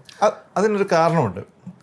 ഈ വിശാലിനെ ഈ ഹോസ്പിറ്റലിൽ നിന്നും, അതായത് ഗവൺമെൻറ് ഹോസ്പിറ്റലിൽ ചെങ്ങന്നൂരിൽ നിന്നും ഉടൻ തന്നെ MCHലേക്ക് ചെല്ലുമ്പോൾ വിശാൽ വഴിക്ക് വെച്ച് മരണപ്പെടുന്നില്ല. വിശാൽ ജീവനോടെയാണ് കോട്ടയം മെഡിക്കൽ കോളേജിൽ ICUവിൽ പ്രവേശിക്കപ്പെടുന്നത്. ICUവിൽ പ്രവേശിപ്പിച്ച വിശാലിനെ അവിടെ ഓപ്പറേഷൻ വിധേയനാക്കുകയാണ്. ഈ മുറിവ്, ഈ കുത്ത് കിട്ടിയ മുറിവ് ഓപ്പറേഷന് വിധേയനാക്കി കഴിയുമ്പോൾ സ്വാഭാവികമായും ആ മുറിവിനകത്ത് ചേഞ്ചുകളുണ്ടാകും. പിന്നീട് വരുന്ന പോസ്റ്റ്മോർട്ടം എക്സാമിനേഷനകത്ത് സ്വാഭാവികമായും ഒരു സൂചിയുടെ വൂണ്ടോ അല്ലെങ്കിൽ ഓപ്പറേഷൻ നടത്തിയ വൂണ്ടോ ആണ് ഡോക്ടർക്ക് മുമ്പാകെ എത്തുന്നത്. അപ്പോൾ ആദ്യത്തെ കാണുന്ന, അതായത് ഒരാളെ കൊലപ്പെടുത്തുന്ന സമയത്ത് അയാൾ മരണപ്പെട്ട് കിടക്കുന്ന സമയത്ത് കാണുന്ന ഫ്രഷ്നെസ്സിനോടുകൂടി നടത്തുന്ന ഒരു ഓപ്പറേഷൻ്റെ റിസൾട്ട് ആയിരിക്കില്ല ഒരു ഓപ്പറേഷന് വിധേയനായ ശേഷം ആ മുറിവുകൾ പരിശോധിക്കുന്ന സമയത്ത് ഫോറൻസിക് ഡോക്ടർക്ക് ലഭിക്കുന്നത്. എങ്കിൽ പോലും അദ്ദേഹം പറഞ്ഞു, ഈ മുറിവ് സാധാരണഗതിയിൽ ഇങ്ങനത്തെ ഒരു സ്റ്റാബ് ഇഞ്ചറിയുടെ റിസൾട്ടാണ്. കാരണം അവിടെ ആദ്യമേ വിശാലിനെ പരിശോധിച്ച ഡോക്ടറുടെ സ്റ്റേറ്റ്മെൻറ്റും ഡോക്ടറുടെ സർട്ടിഫിക്കറ്റും ഡോക്ടറുടെ സ്റ്റേറ്റ്മെൻറ്റും അതോടൊപ്പം തന്നെ പോസ്റ്റ്മോർട്ടം നടത്തിയ ഡോക്ടറുടെ സ്റ്റേറ്റ്മെൻറ്റും കൂടി ക്ലബ്ബ് ചെയ്ത് വായിക്കുമ്പോൾ ഈ പറഞ്ഞിരിക്കുന്ന വൂണ്ട് ഇപ്രകാരം ഒരു സ്റ്റാബ് ഇഞ്ചുറിയുടെ ഫലമാണ് എന്ന് കോടതിക്ക് ഒരു സംശയവുമില്ലാതെ കാണാൻ സാധിക്കുന്നതാണ്. മാത്രമല്ല, ഈ രണ്ട് ഡോക്ടർമാരും, വിശാലിനെ ആദ്യം പരിശോധിച്ച ഡോക്ടറും അതേപോലെ തന്നെ ഹോസ്പിറ്റലിൽ പോസ്റ്റ്മോർട്ടം നടത്തിയ ഡോക്ടറും ഈ കത്തി കൊണ്ട് തന്നെയാണ് മുറിവുണ്ടായത് എന്ന് വളരെ വ്യക്തമായ രീതിയിൽ തന്നെ, അല്ലെങ്കിൽ ഇതുപോലെയുള്ളൊരു കത്തി കൊണ്ട് തന്നെയാണ് മുറിവുണ്ടായത് എന്നുള്ളത് വളരെ വ്യക്തമായി തന്നെ പറയുകയും ചെയ്തു. അപ്പോൾ അതുകൊണ്ട് തന്നെ ഓപ്പറേഷന് ശേഷം ആ വൂണ്ടിനുണ്ടായ ചേഞ്ചുകൾ ഈ കത്തി കൊണ്ട് ഉപയോഗിക്കാൻ സാധിച്ചില്ല എന്നുള്ളതൊക്കെ വളരെ ബാലിശമായിട്ടുള്ള ആർഗ്യുമെൻറ്റ്സ് മാത്രമായിരുന്നു. ഈ ഒരു കേസ് പരിശോധിക്കുന്ന സമയത്ത് അപ്പോൾ അവസാനം ഇവരെ വെറുതെ വിടുമ്പോൾ സംഭവിക്കുന്നത് ഇത്രയും പേർക്ക് പരിക്ക് പറ്റിയൊരു കേസ്. ശരി, കൊലപാതകം എന്നുള്ളത് തെളിയിക്കാൻ കഴിഞ്ഞില്ല എന്നാണ് ജഡ്ജ് പറയുന്നത്. അങ്ങനെയുണ്ടെങ്കിൽ സംഘർഷത്തിൻ്റെ ഭാഗമായിട്ടുള്ള സംഘർഷം ഉണ്ടായിട്ടില്ലേ? സംഘർഷം ഉണ്ടായിട്ടുണ്ടാണല്ലോ ഇത്രയും സംഭവങ്ങൾ അവിടെ ഉണ്ടായത്. അപ്പോൾ ഈ പ്രതികൾ അവിടെ ഒരു കുറ്റകൃത്യവും ചെയ്തില്ലെന്നാണോ കോടതി പറയുന്നത്? അതിനകത്ത് ചില രസകരമായ ചില സംഗതികളുണ്ട്. ABVP-ക്കാരായ വിശാൽ കൊല്ലപ്പെട്ട കേസിനകത്ത് സാക്ഷികൾ പലരും ABVP-ക്കാരാണ്. അങ്ങനത്തെ തരത്തിൽ ആ ഒരു ധ്വനി വരുന്ന തരത്തിലുള്ള ചില പരാമർശങ്ങൾ ജഡ്ജ്മെൻറ്റിനകത്തുണ്ട്. ഞാനൊരു കാര്യം ചോദിക്കട്ടെ, മറ്റേത് ധരിക്കരുത്. നമ്മൾ പല നിയമ ചർച്ചകളിലും നമ്മൾ പറയാറുള്ളതാണ്, ഒരു ഒഫൻസ് നടക്കുന്ന സമയം എവിടെയാണോ ഒഫൻസ് നടക്കുന്നത് അവിടുത്തുകാരെ മാത്രമേ നമുക്ക് സാക്ഷിയായി കിട്ടത്തുള്ളൂ. വളരെ രസകരമായി പണ്ട് മുതലേ പറയുന്നത്, ഒരു ബ്രോത്തലിൽ, ഒരു വേശ്യാലയത്തിൽ നടക്കുന്ന ഒരു മരണത്തിന്, ഒരു കൊലപാതകത്തിന് ആ വേശ്യാലയത്തിൽ എത്തുന്നവരും അവിടുത്തെ അന്തേവാസികൾ മാത്രമേ സാക്ഷികളാകത്തുള്ളൂ എന്ന് നിയമത്തിൻ്റെ ഭാഷയിൽ പണ്ട് മുതൽ പറയാറുണ്ട്. അപ്പോൾ അതേപോലെ തന്നെ ഒരു വീടിനകത്ത് നടക്കുന്ന ഒരു കൊലപാതകമാണെങ്കിൽ ആ വീട്ടുകാരെ മാത്രമേ സാക്ഷിയാകത്തുള്ളൂ. ഇവിടെ ABVP-ക്കാർ കൂടി നിന്ന സ്ഥലത്ത് വന്ന് ഒരു ആക്രമണം നടക്കുന്ന സമയത്ത് തൊട്ടടുത്തുള്ള വീട്ടിലെ ആളിനെ വിളിച്ചുകൊണ്ടുവന്ന് നിർത്തി സാക്ഷിയാക്കാൻ ഒക്കില്ലല്ലോ. അവിടെ പിന്നെ ആർക്കാണ് സാക്ഷികളാകാൻ സാധിക്കുന്നത്? ആ കൂടി നിന്ന് ABVP-ക്കാർക്ക് മാത്രമേ സാക്ഷിയാകാൻ ഒക്കത്തുള്ളൂ. കാരണം അവിടെ ABVP-ക്കാരല്ലാതെ പിന്നുള്ളത് ഈ പ്രതികളാണ്. അപ്പോൾ ABVP-ക്കാരുടെ കൂടി നിന്ന സ്ഥലത്ത് വന്ന് ABVP-ക്കാരെ ആക്രമിച്ച് ഒരാളെ കൊലപ്പെടുത്തുകയും ബാക്കിയുള്ളവരെ പരിക്കേൽപ്പിക്കുകയും ചെയ്യുന്ന സമയത്ത് ഈ ABVP-ക്കാരല്ലാതെ പിന്നെ വേറെ എവിടെ നിന്ന് ആരും സാക്ഷിയാകും? ഇവിടെ ഒരു സംഗതി കൂടെ ശ്രദ്ധിക്കേണ്ടതുണ്ട്. ഈ സംഭവം നടന്ന സ്ഥലത്തിൻ്റെ ടോപ്പോഗ്രഫി പരിശോധിക്കുകയാണെങ്കിൽ ചെങ്ങന്നൂർ ക്രിസ്ത്യൻ കോളേജിൽ അന്നത്തെ ദിവസം നവാഗതർക്കുള്ള സ്വാഗതം ചെയ്യുന്ന ചടങ്ങ് നടക്കുകയായിരുന്നു. ആ കോളേജിലേക്കുള്ള MC റോഡിൽ നിന്നുമുള്ള റോഡിൽ 3 ഭാഗത്തായിട്ടാണ് ആദ്യമേ 3 വിദ്യാർത്ഥി സംഘടനകൾ നിന്നത്. കോളേജ് ഗേറ്റിന് സമീപത്ത് SFI, മധ്യഭാഗത്ത് ABVP, MC റോഡിൻ്റെ സൈഡിൽ KSU. ഇങ്ങനെയാണ് അവർ നിൽക്കുന്നത്. ഇതിൽ കോളേജിൻ്റെ ഈ വെൽക്കം പരിപാടികൾ നടന്നുകൊണ്ടിരിക്കുന്ന സമയത്ത് ക്യാമ്പസ് ഫ്രണ്ടുകാർ വന്ന് ABVP-ക്കാർ നിൽക്കുന്നതിന് കുറച്ചുകൂടി പടിഞ്ഞാറേക്ക് മാറി അവർ നിൽക്കാൻ തുടങ്ങി. അതിനുശേഷം അവർ അവിടെ നിന്നും ABVP-ക്കാർ നിൽക്കുന്നിടത്തേക്ക് അഡ്വാൻസ് ചെയ്ത് വന്ന് അവിടെ വെച്ച് ആക്രമണം നടത്തി. ഇതാണ് പ്രോസിക്യൂഷൻ്റെ കേസ്. അപ്പോൾ ഇവിടെ ഒരു സംഭവം നടക്കുന്നത് യഥാർത്ഥത്തിൽ SFI-ക്കാർക്കോ KSU-ക്കാർക്കോ നിന്നാൽ കാണാൻ സാധിക്കത്തില്ല. കാരണം റോഡിനോടൊരു വളവുണ്ട്. അതാണ് ഞാൻ പറഞ്ഞ റോഡിൻ്റെ ടോപ്പോഗ്രഫി സീൻ മാസ്റ്റർ കൂടി അത് തെളിഞ്ഞതാണ്. അത് കാണാൻ ഒക്കത്തില്ല. പക്ഷേ അവിടെ ഒരു പ്രശ്നമുണ്ട് എന്നുള്ള സംഗതിയെക്കുറിച്ച് അവർക്ക് വ്യക്തമായി മനസ്സിലാക്കാൻ സാധിക്കും. ഇവിടെ ഈ കേസിനകത്ത് പ്രോസിക്യൂഷന് ഒന്നും മറച്ചു വെക്കേണ്ടതില്ല എന്നുള്ളത് കൊണ്ട് തന്നെ SFI-ക്കാരുടെ കൂട്ടത്തിൽ നിന്നും KSU-ക്കാരുടെ കൂട്ടത്തിൽ നിന്നുമുള്ള ചിലരെ സാക്ഷികളാക്കി കാണിച്ചു. പക്ഷെ നിർഭാഗ്യവശാൽ മറ്റ് പല കാരണങ്ങൾ കൊണ്ടായിരിക്കും അവർ നേരത്തെ പോലീസിന് കൊടുത്ത മൊഴിയിൽ നിന്ന് വ്യതിചലിച്ച് ഞങ്ങൾക്ക് ഇങ്ങനെ സംഭവത്തെക്കുറിച്ചൊന്നും അറിയില്ല എന്നുള്ള തരത്തിൽ പറഞ്ഞു. എങ്കിൽ പോലും നമ്മുടെ നാട്ടിലെ നിയമപ്രകാരം പ്രോസിക്യൂഷൻ്റെ ഒരു സാക്ഷി ഇപ്രകാരം പ്രോസിക്യൂഷൻ്റെ ആദ്യത്തെ വേർഷനിൽ നിന്നും മാറിപ്പറയുമ്പോൾ അവരെ ക്രോസ് വിസ്താരം നടത്താൻ വേണ്ടി ആ പ്രോസിക്യൂട്ടർക്ക് കോടതിയുടെ അനുമതി ചോദിക്കാം. അങ്ങനെ ക്രോസ് വിസ്താരം നടത്താം. അങ്ങനെ വിസ്താരം നടത്തിയ സമയത്ത് അവർ ചില കാര്യങ്ങൾക്ക് അവർ സമ്മതിക്കേണ്ടി വന്നു. ക്യാമ്പസ് ഫ്രണ്ട് എന്ന് പറയുന്നൊരു സംഘടന അവിടെ പ്രവർത്തിക്കുന്നുണ്ട് എന്നുള്ള സംഗതി അവരുടെ പ്രോസിക്യൂഷനെതിരായിട്ട് പറഞ്ഞിട്ട് പോലും അവരെ കൊണ്ട് സമ്മതിപ്പിക്കുവാൻ ഈ കേസിൽ പ്രോസിക്യൂഷന് സാധിച്ചിട്ടുണ്ട്. അപ്പോൾ ക്യാമ്പസ് ഫ്രണ്ട് അവിടെ ഉണ്ട് എന്നുള്ള സംഗതി വന്നു. ക്യാമ്പസ് ഫ്രണ്ടുകാർ ഈ സംഭവ സമയത്ത് അവരും ഈ റോഡിൽ തന്നെ ഉണ്ടായിരുന്നു എന്നുള്ളതിനും മറ്റു തെളിവുകളും കോടതി അവിടെ വന്നു. ക്യാമ്പസ് ഫ്രണ്ടുകാരാണ് ഈ ആക്രമണം നടത്തിയെന്നുള്ളതിന് മുറിവേറ്റ സാക്ഷികളുടെ മൊഴിയുണ്ട്. ഇതിൽ കൂടുതൽ എന്താണ് തെളിയിക്കേണ്ടത്? പക്ഷെ കോടതി ഈ പറഞ്ഞിരിക്കുന്ന കാര്യങ്ങൾ പലതും മനഃപൂർവ്വമായി കാണിച്ചു. ഇതൊരു രസകരമായൊരു സംഗതി. കേസിൻ്റെ വാദങ്ങളെല്ലാം പൂർത്തിയായി കഴിഞ്ഞ സമയത്ത് കോടതി കേസ് സുവോ മോട്ടോ അഡ്വാൻസ് ചെയ്തു. സുവോ മോട്ടോ അഡ്വാൻസ് ചെയ്യുന്നു പറഞ്ഞാൽ കോടതിയായിട്ട് കേസ് ഒരു ദിവസം കോടതിയുടെ ഓഫീസിൽ നിന്ന് വിളിച്ചു പറയുന്നു, പ്രോസിക്യൂട്ടറെ വിളിച്ചു പറയുന്നു, ഈ കേസ് നാളത്തേക്ക് അടിയന്തരമായി പരിഗണിക്കാൻ വേണ്ടി വെച്ചിട്ടുണ്ടെന്ന് പറയുന്നു. ഉടനെ ഞങ്ങൾ കോടതിയിൽ കേസിന് ആ ദിവസം ഹാജരാകുന്നു. എന്താണെന്ന് വെച്ചാൽ പറഞ്ഞു, എനിക്ക് കേസിൻ്റെ CD ഫയൽ പരിശോധിക്കണം. അപ്പോൾ CD ഫയൽ എന്ന് പറഞ്ഞു കഴിഞ്ഞാൽ കേസിന് അതുവരെയുള്ള അന്വേഷണത്തിൻ്റെ ഭാഗമായി അന്വേഷണ ഉദ്യോഗസ്ഥർ നടത്തിയിട്ടുള്ള പല തരത്തിലുള്ള യാത്രകൾ, അദ്ദേഹം നടത്തിയിട്ടുള്ള പല തെളിവുകൾ, ഇതെല്ലാം CD ഫയലിനകത്തുണ്ട്. അപ്പോൾ ആ CD ഫയൽ യഥാർത്ഥത്തിൽ കേസിൻ്റെ ആ CD ഫയലിൽ നിന്നും പ്രതിക്കെതിരായി ഏതൊക്കെ തെളിവുകൾ കോടതിയിൽ ഹാജരാക്കണമെന്ന് തീരുമാനിക്കാനുള്ള അധികാരം എപ്പോഴും അന്വേഷണ ഉദ്യോഗസ്ഥനാണ്. അയാളാണ് ഓട്ടോക്രാറ്റ്. അപ്പോൾ അയാൾ അത് കോടതിയിൽ ഹാജരാക്കുന്നത് വെച്ചുകൊണ്ടാണ് പ്രതിയുടെ ഡിഫൻസ് മോൾഡ് ചെയ്യുന്നത്. അത് വെച്ചുകൊണ്ടാണ് സാക്ഷികളെ പ്രതിഭാഗം ചോദ്യം ചെയ്യുന്നതൊക്കെ. അപ്പോൾ പക്ഷേ CD ഫയൽ വേണം എന്ന് ജഡ്ജി ആവശ്യപ്പെട്ട സമയത്ത് വളരെ അപൂർവമാണ്, അങ്ങനത്തെ ഒരു സാഹചര്യം വളരെ അപൂർവമാണ് ക്രിമിനൽ ട്രയലുകളുടെ രംഗത്ത്. പക്ഷേ ഈ കേസിൽ പ്രോസിക്യൂഷൻ ഒന്നും മറച്ചു വെക്കാനില്ലാത്തത് കൊണ്ട് ശരി CD ഫയൽ വേണമെങ്കിൽ ഹാജരാക്കാം, പക്ഷേ അതിനൊരു ഓർഡർ ഉണ്ടാകണം എന്നുള്ള ഒരു ആവശ്യം നമ്മൾ ഉന്നയിച്ചു. ജഡ്ജി ഒരു ഉത്തരവിട്ടു CD ഫയൽ ഹാജരാക്കാൻ. അപ്പോൾ ഏകദേശം 4 വോളിയമായിട്ടുള്ള CD ഫയൽ കോടതിയിൽ പ്രോസിക്യൂഷൻ ഹാജരാക്കി. അപ്പോൾ ഈ CD ഫയൽ ഹാജരാക്കുന്ന സമയത്ത് പ്രോസിക്യൂഷൻ്റെ തെളിവുകളിൽ പ്രോസിക്യൂഷൻ ഏതെങ്കിലും കള്ളത്തെളിവുകൾ ക്രിയേറ്റ് ചെയ്യപ്പെട്ടിട്ടുണ്ടോ, അല്ലെങ്കിൽ പ്രോസിക്യൂഷൻ ഹാജരാക്കിയിട്ടുള്ള തെളിവുകളിൽ ഏതെങ്കിലും തരത്തിലുള്ള കോടതിയിൽ പുറത്തു പറയാത്ത ഏതെങ്കിലും തരത്തിലുള്ള മാൽ പ്രാക്ടീസുകൾ വന്നിട്ടുണ്ടോ, ഇതൊക്കെ ഉണ്ടെങ്കിൽ ആ CD ഫയലിൽ നിന്ന് വ്യക്തമാകേണ്ടതാണ്. ആ CD ഫയലൊക്കെ കോടതി പരിശോധിക്കാൻ വേണ്ടി എടുക്കുകയും ചെയ്തു. പക്ഷേ പിന്നീട് ജഡ്ജ്മെൻറ്റിൻ്റെ അന്നത്തെ ദിവസം അല്ലെങ്കിൽ അപ്പോൾ മാത്രമാണ് ആ CD ഫയൽ തിരിച്ച് തരുന്നത്. ആ കോടതിയുടെ ജഡ്ജ്മെൻറ്റ് നിങ്ങൾ പരിശോധിച്ചാൽ മനസ്സിലാകും, അതിനകത്തൊന്നും ഈ CD ഫയലിനകത്ത് ഏതെങ്കിലും തരത്തിലുള്ള ഒരു തെറ്റോ മാൽ പ്രാക്ടീസോ ഉള്ളതായി ഒരു വരി പോലും കോടതിക്ക് കണ്ടെത്താൻ സാധിച്ചിട്ടില്ല. അപ്പോൾ പിന്നെ എന്തിനാണ് കോടതി CD ഫയൽ വാങ്ങിയത്? ആ CD ഫയൽ വാങ്ങിയിരുന്ന കോടതിക്ക് എന്താണ് ബോധ്യം വന്നത്? പറയേണ്ട ജഡ്ജ്മെൻറ്റിനകത്തത് അതൊരക്ഷരത്തിനകത്ത് പറഞ്ഞിട്ടില്ല. മാത്രമല്ല കേസിൻ്റെ അന്വേഷണത്തിനെയോ അല്ലെങ്കിൽ പ്രോസിക്യൂഷൻ്റെ കേസ് നടത്തിപ്പിനോ ഇന്ന തരത്തിലുള്ള പാളിച്ചകൾ വന്നിട്ടുണ്ട് കോടതി പറഞ്ഞിട്ടുണ്ടോ? ഒന്നും പറഞ്ഞിട്ടില്ല. അപ്പോൾ അതിൻ്റെ അർത്ഥം എന്താണ്? പ്രോസിക്യൂഷൻ്റെ കേസ് നടത്തിയപ്പോൾ കേസിൻ്റെ അന്വേഷണമോ ഒരിക്കലും മോശമായ രീതിയിലായിരുന്നു എന്ന് ജഡ്ജ്മെൻറ്റിനകത്തൊരു ഒരു ഫൈൻഡിങ് വരുന്നില്ല. കേസിൻ്റെ അന്വേഷണം ശരിയായ ദിശയിലല്ല എന്നും അതുകൊണ്ട് തന്നെ ഒരു ഫൈൻഡിങ് വരുന്നുണ്ടാകുന്നില്ല.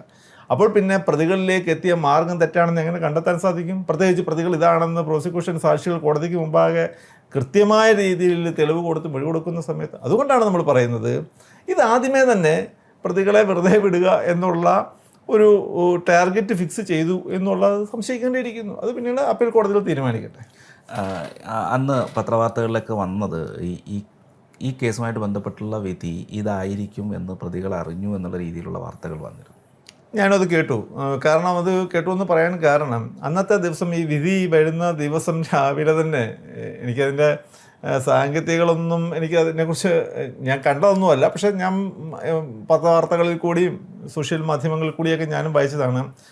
രാവിലെ ഏകദേശം ഒരു 9 മണി ആയപ്പോൾ തന്നെ, അല്ലെങ്കിൽ ആ സമയത്തോടെ അറൗണ്ട് ആയ സമയത്ത് തന്നെ ഈ പ്രതികളുടെ വീടുകളിലൊക്കെ ആഘോഷങ്ങൾ തുടങ്ങി. അവരുടെയൊക്കെ ഫേസ്ബുക്ക്, വാട്സാപ്പ് പ്രൊഫൈലുകളിൽ നമ്മൾ ജയിച്ചു, അല്ലെങ്കിൽ ദൈവത്തിന് നന്ദി എന്നൊക്കെ തരുന്ന തരത്തിലുള്ള പോസ്റ്റുകൾ വരാൻ തുടങ്ങി.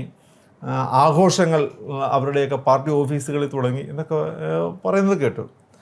അത് അങ്ങനെയൊരു സംഗതി യഥാർത്ഥത്തിൽ സംഭവിച്ചിട്ടുണ്ടെങ്കിൽ വളരെ ഗുരുതരമായ ഒരു സംഗതി നടന്നിട്ടുണ്ട്. അതിൻ്റെ അർത്ഥം എന്താണ്? കോടതിയുടെ ജഡ്ജ്മെൻറ്റ് എന്താണെന്നുള്ളത് പ്രതികൾക്ക് അന്നത്തെ ദിവസം രാവിലെ മനസ്സിലാക്കിയിട്ടുണ്ടെങ്കിൽ, എനിക്കറിയില്ല മനസ്സിലാക്കിയിട്ടുണ്ടോ എന്നുള്ളത് എനിക്കറിയില്ല, അങ്ങനെ നടന്നിട്ടുണ്ടോയെന്ന് എനിക്കറിയില്ല, പക്ഷെ അങ്ങനെ നടന്നിട്ടുണ്ടെങ്കിൽ വളരെ വലിയ ഒരു അപാകത ഈ കേസിൻ്റെ അകത്ത് ആ ഒരു തരത്തിൽ തന്നെ വന്നിട്ടുള്ളതായി സംശയിക്കേണ്ടിയിരിക്കുന്നു. അങ്ങനെയാണെന്നുണ്ടെങ്കിൽ തീർച്ചയായും ഒരു റീഹിയറിംഗ് ഒക്കെ ഈ കേസിനകത്ത് ആവശ്യമാണ്. കാരണം ജഡ്ജ്മെൻറ്റ് പ്രൊനൗൺസ് ചെയ്യുന്നതിന് മുമ്പ് തന്നെ ജഡ്ജ്മെൻറ്റ് എന്താണെന്ന് പ്രതികൾക്ക് വിവരം ലഭിച്ചിട്ടുണ്ടെങ്കിൽ പിന്നീട് നിഷ്പക്ഷമായ ഒരു നീതിന്യായ സംവിധാനത്തിൻ്റെ നടപടികളെക്കുറിച്ച് തന്നെ പൊതുസമൂഹത്തിന് സംശയമുണ്ടാകും.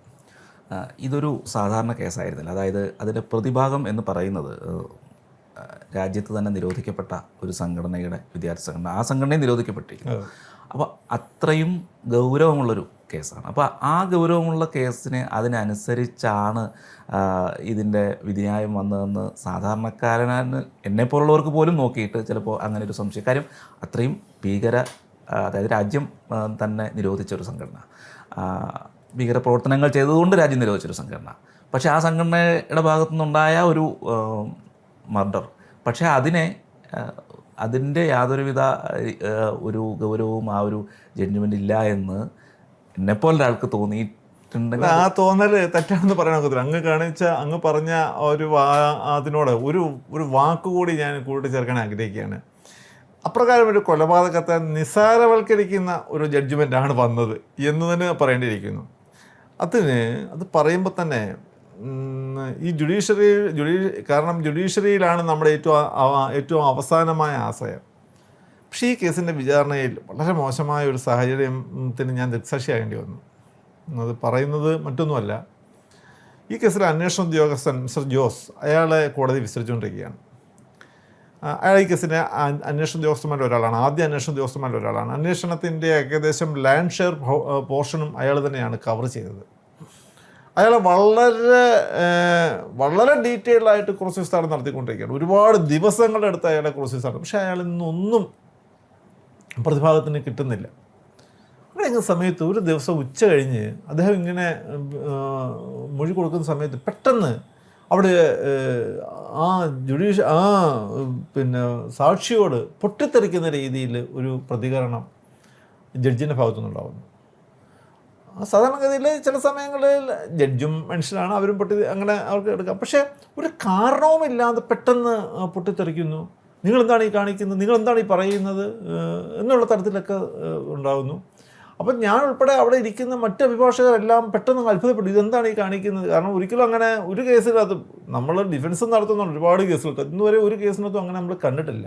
പ്രോസിക്യൂഷൻ നടത്തുന്നുണ്ട്. എന്താണ് കാരണം എന്ന് ചോദിച്ചപ്പോൾ നിങ്ങളാണ് അഥവാ അല്ല എന്നുള്ള തരത്തിൽ മാത്രം മറുപടി പറഞ്ഞാൽ മതി എന്നുള്ള തരത്തിൽ. അപ്പം വിശദീകരിച്ച് സാക്ഷി മൊഴി കൊടുക്കുന്ന സമയത്ത് ആ സാക്ഷിയുടെ മൊഴികളെ കർട്ടൈൽ ചെയ്യുന്ന, കട്ട് ഷോട്ട് ചെയ്യുന്ന തരത്തിലുള്ളൊരു ഇടപെടൽ ഒരു ജുഡീഷ്യൽ ഓഫീസറുടെ ഭാഗത്തുനിന്നുണ്ടായപ്പോൾ പെട്ടെന്ന് സാക്ഷി, അയാൾ വളരെ പരിണിതപ്രജ്ഞനായ ഒരു പോലീസ് ഓഫീസറാണെങ്കിൽ പോലും അയാൾ പെട്ടെന്ന് അങ്ങ് ഭയന്നുപോയി. അയാളാകെ അങ്ങ് പെർപ്ലക്സ്ഡായി അവിടെ വെച്ച്. എന്താ പറയേണ്ടത് എന്നുള്ള അവസ്ഥയിൽ. അപ്പോൾ അയാളുടെ ഭാഗത്തുനിന്ന് എന്തെങ്കിലും വിളിച്ചു. അപ്പം അയാളുടെ ഭാഗത്തൊന്നും മൊഴിയിൽ ഒരു വീഴ്ചയില്ല. അയാൾ വളരെ കൃത്യമായി ചോദിക്കുന്നത്, കാരണം ഒരു വാക്കിൽ മറുപടി കൊടുക്കാൻ ഒക്കാത്ത ഒരുപാട് ചോദ്യങ്ങളുണ്ടാവും. നമുക്ക് യെസ് ഓർ നോ മാത്രം പറഞ്ഞ് നിർത്താൻ ഒക്കാത്ത ഒരുപാട് കാര്യങ്ങളുണ്ടാകും. അപ്പോൾ സാധാരണഗതിയിൽ കോടതികൾ എന്താണ് ചെയ്യുന്നത്? ഒരുപാട് നല്ല കോടതികളിൽ നമ്മൾ കാണാറുള്ളതല്ല, ഇപ്പോഴും നമ്മൾ കാണാറുള്ളതാണ്. 99% കോടതി, ഞാൻ കേസ് നടത്തിയിട്ടുള്ള 99% കോടതികളിൽ ഞാൻ കണ്ടിട്ടുള്ളത്, അങ്ങനെ ചോദിക്കുന്ന സമയത്ത് അവർ ശരിയാണോ തെറ്റാണോ എന്ന് പറഞ്ഞതിന് ശേഷം അതിൻ്റെ വിശദീകരണം കൊടുക്കാൻ, ശരി എന്താ നിങ്ങൾക്ക് പറയാനുള്ളത് എന്ന് ചോദിച്ചാൽ അതിൻ്റെ വിശദീകരണം അയാൾ പറയാനുണ്ടെങ്കിൽ അയാൾ ആ വിശദീകരണം കൂടെ രേഖപ്പെടുത്തും. ഇത് നല്ല രീതിയിൽ മൊഴി കൊടുത്തുകൊണ്ടിരുന്ന ഒരു സാക്ഷിയെ പെട്ടെന്ന് അയാളുടെ മനോനിലയ്ക്ക് ഒരു ബുദ്ധിമുട്ടുണ്ടാക്കുന്ന തരത്തിലേക്ക് അയാളോട് വളരെ ഷൗട്ട് ചെയ്യുകയെന്ന് വെച്ചാൽ അമിതമായ ഷൗട്ടിങ്, കോടതി മുറിക്കകത്ത് ഭയങ്കരമായ രീതിയിൽ ഒരു അലറുന്ന തരത്തിലുള്ളൊരു ഷൗട്ടിങ് നടത്തുമ്പോൾ പെട്ടെന്ന് സാക്ഷി ആകെ എന്താ ചെയ്യേണ്ടത്? കാരണം അയാൾ CD ഫയൽ ഉപയോഗിച്ചുകൊണ്ട് അയാൾ അത് വെച്ച് നോക്കി മൊഴി കൊടുക്കുകയാണ്. പിന്നീട് അയാൾ അങ്ങ് നിശബ്ദനാകേണ്ടി വന്നു കോടതി മുറിക്കകത്ത്. അതിനുശേഷം ഇറങ്ങിക്കഴിഞ്ഞ ശേഷം അയാൾ എന്നോട് ചില കാര്യങ്ങൾ എന്നോട് പറഞ്ഞു. ഞാനത് ക്യാമറയ്ക്ക് ഇപ്പോൾ പറഞ്ഞത് ശരിയല്ലല്ലോ. പക്ഷെ അത് നമുക്ക് വളരെ ആ സമയത്ത് തന്നെ കോടതിയുടെ ആ ഒരു ഇടപെടിയിൽ അതൊരു സൂചനമായി നമുക്ക് തോന്നിയില്ല. പക്ഷേ നമുക്ക് ജുഡീഷ്യറി വിശ്വാസമുണ്ട്, നീതി മാത്രമേ നടക്കുകയുള്ളൂ എന്നൊരു വിശ്വാസം നമുക്കുള്ളത് കൊണ്ട് നമ്മളതൊരു ഇഷ്യൂ ആക്കി ഹൈക്കോടതിക്ക് മുമ്പാകെ റേസ് ചെയ്യാൻ ആ സമയത്ത് നമ്മൾ തയ്യാറായില്ല. പക്ഷെ ഇപ്പം ഈ ജഡ്ജ്മെൻറ്റ് കാണുമ്പോൾ അന്നത്തെ ആ പൊട്ടിത്തെറിക്കലൊക്കെ സംശയത്തിൻ്റെ നിഴലിലാണ് എന്ന് നമുക്ക് തോന്നിപ്പോവുകയാണ്. ഇങ്ങനെയൊരു മർഡർ നടക്കുമ്പോൾ സ്വാഭാവികമായിട്ടും ഒരു അക്രമത്തിനൊരു ആയുധവുമായിട്ട് എത്തണമെങ്കിൽ ഒന്നുകിൽ തീർച്ചയായിട്ടും ഒരു ഗൂഢാലോചന ഉണ്ടായിരിക്കണം, അല്ലാതെ എത്താൻ കഴിയില്ല. അപ്പോൾ അതിനെക്കുറിച്ചും കോടതി പറയുന്ന അങ്ങനെ ഒരു ഗൂഢാലോചന ഇല്ലെന്നുള്ള രീതിയിലാണ് ഇതിൽ പറഞ്ഞിരിക്കുന്നത്.